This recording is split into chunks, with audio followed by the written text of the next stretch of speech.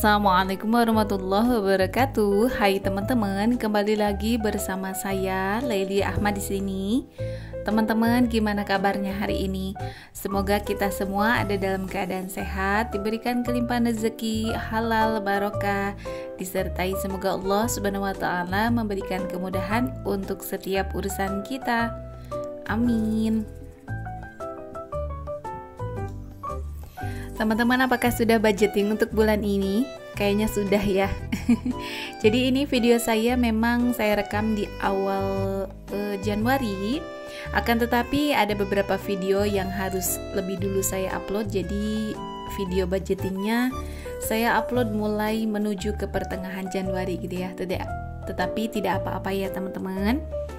Jadi ini tuh sebagai cara saya untuk memupuk semangat supaya saya bisa lebih belajar lebih bijak mengelola keuangan gitu ya teman-teman. Jadi alhamdulillah selama 1 tahun kemarin saya sudah belajar untuk mencatat keuangan seperti ini. Banyak sekali banyak sekali manfaat yang saya dapatkan gitu ya teman-teman, dan saya rasa teman-teman yang sudah lebih dulu untuk menerapkan keuangan seperti ini ataupun mencatat keuangan seperti ini lebih dulu merasakan manfaatnya gitu ya. Jadi tidak perlu saya sampaikan apa saja sih manfaatnya, insya Allah banyak sekali. Dan untuk teman-teman yang belum mencatat keuangan seperti ini, yuk sama-sama belajar dengan saya. Semoga kedepannya kita bisa lebih bijak lagi untuk mengelola keuangan. Nah, di sini saya sudah mulai menulis. Untuk pendapatan saya tidak akan mencatat di sini gitu ya. Saya tidak bisa memberitahukan karena biarlah itu menjadi privasi kami gitu ya teman-teman. Kemudian setelah saya mendapatkan gaji ataupun pendapatan gitu ya, saya akan alokasikan untuk zakat. Jadi saya dahulukan untuk 2,5%-nya itu untuk zakat teman-teman. Nah, kemudian di sini anggaran wajib yang saya catat, tidak banyak catatan di keuangan saya. Ini cara yang paling nyaman bagi saya gitu ya teman-teman. Jadi semoga teman-teman bisa mengerti karena keuangan itu akan berbeda di setiap keluarga gitu ya teman-teman. Untuk pendapatan, kemudian juga untuk pengeluaran akan sangat berbeda.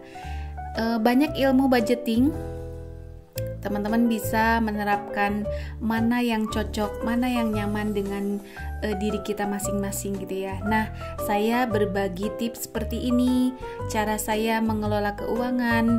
Siapa tahu gitu ya, ada teman-teman yang mungkin sama dengan saya, merasa nyaman dengan metode yang saya gunakan. Silahkan, semoga ini bisa bermanfaat gitu ya. Dan saya harap semoga teman-teman tidak berprasangka buruk dengan konten saya kali ini gitu ya. Saya hanya ingin sharing bagaimana cara saya mengelola keuangan. Nah, di sini saya mengalokasikan yang wajib-wajib itu bisa teman-teman lihat ya. Dan untuk alokasi anggaran darurat, kemudian juga tabungan pendidikan, tabungan wajib bulanan, kemudian juga untuk dana akhir pekan, itu juga tidak saya tampakkan, tidak saya tuliskan gitu ya, tidak saya beritahu berapa nominalnya, karena itu biarlah menjadi privasi kami gitu ya. Tetapi yang jelas untuk alokasi dana darurat biasanya sangat penting dialokasikan gitu ya teman-teman.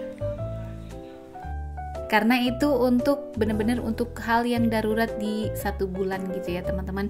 Misalkan ada kondangan ataupun menjenguk saudara, menjenguk orang sakit ya, siapa saja gitu ya teman-teman. Jadi saya akan pasti ambil dari dana darurat. Nah, di sini kembali lagi ke video ya teman-teman, saya akan mulai langsung memasukkan ke setiap amplopnya. Nih, di sini ada tabungan wajib bulanan, kemudian ada tabungan pendidikan. 2 amplop ini sudah saya isi, kemudian saya simpan, tidak saya beritahukan ya teman-teman. Nah, ini juga ada dana darurat dan uang untuk akhir pekan. Seperti yang saya bilang tadi, uang akhir pekan dan dana darurat pun tidak saya beritahukan berapa nominalnya. Jika ingin teman-teman ada yang ingin memakai metode yang saya gunakan juga, silahkan, tinggal teman-teman sesuaikan dengan pendapatan gitu ya. Tetapi intinya sih untuk dana akhir pekan itu misalkan kan kami itu bekerja, saya dan Pak suami bisa termasuk bekerja gitu ya teman-teman. Jadi untuk akhir minggu gitu, maaf. Untuk akhir minggu itu akhir pekan biasanya saya dan Pak suami meluangkan waktu untuk pergi bersama, sekedar jajan ataupun makan di luar. Rasanya bisa menambah semangat lagi untuk menghadapi hari-hari berikutnya gitu ya teman-teman. Sejenak berlibur bersama suami gitu ya. Nah ini untuk yang pertama saya alokasikan untuk anak kami yang ada di pondok pesantren. Kami mengalokasikan Rp1.500.000 gitu ya teman-teman. Untuk anak kami memang ada di pondok. Kemudian ini untuk listrik dan PDAM saya alokasikan 200 gitu ya. Jadi Rp100.000 untuk listrik, kemudian juga Rp100.000 untuk PDAM. Nah biasanya habisnya tidak sampai 100 ya teman-teman. Jadi PDAM biasanya di angka 80 atau 70 gitu. Tetapi alokasinya itu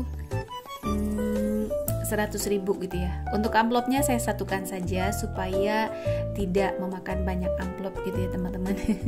Kemudian di sini ada alokasi belanja bulanan. Saya alokasikan Rp500.000 ya teman-teman. Untuk belanja bulanan saya belajar untuk meminimalisir gitu. Saya beli ataupun belanja apa yang benar-benar saya butuhkan dulu. Jadi biasanya habis keuangannya itu saya habiskan anggaran 200-300 ribu gitu ya. Nah sisanya saya tidak akan campurkan dengan yang lain, tetap saya simpan di amplop pengeluaran belanja bulanan ini. Nanti kedepannya selama 1 bulan itu kan saya pasti perlu beras ataupun gula habis atau yang lainnya gitu. Nanti saya pakai di situ ataupun uang dari anggaran bulanan itu gitu ya teman-teman. Nah, kemudian di sini saya alokasikan juga untuk belanja mingguan, untuk kebutuhan food prep ya teman-teman, ataupun untuk kebutuhan makan kami gitu ya. Saya dan Pak suami hanya tinggal berdua karena anak kami di pesantren. Untuk alokasi belanja mingguan ini Rp600.000. Jadi per 1 minggu ini saya alokasikan Rp150.000. Kemudian di sini ada untuk kuota ya teman-teman. Kuota dan juga pulsa ini untuk saya Rp150.000.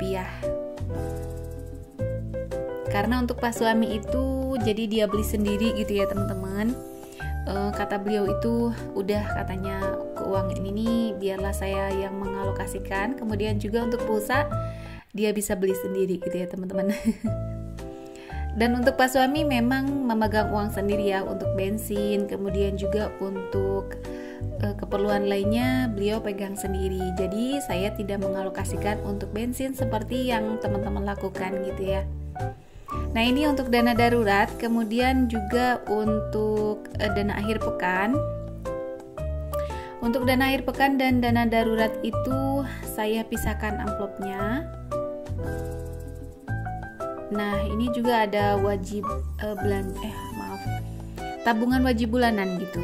Saya amplopnya pisahkan supaya jarang dilihat gitu ya. Kalau sering dilihat biasanya akan tergoda gitu teman-teman. Nah ini dia sudah selesai saya alokasikan gitu ya. Mungkin sekian dulu video dari saya kali ini. Terima kasih banyak ya teman-teman sudah menemani saya. Sampai jumpa lagi di video berikutnya. Wassalamualaikum.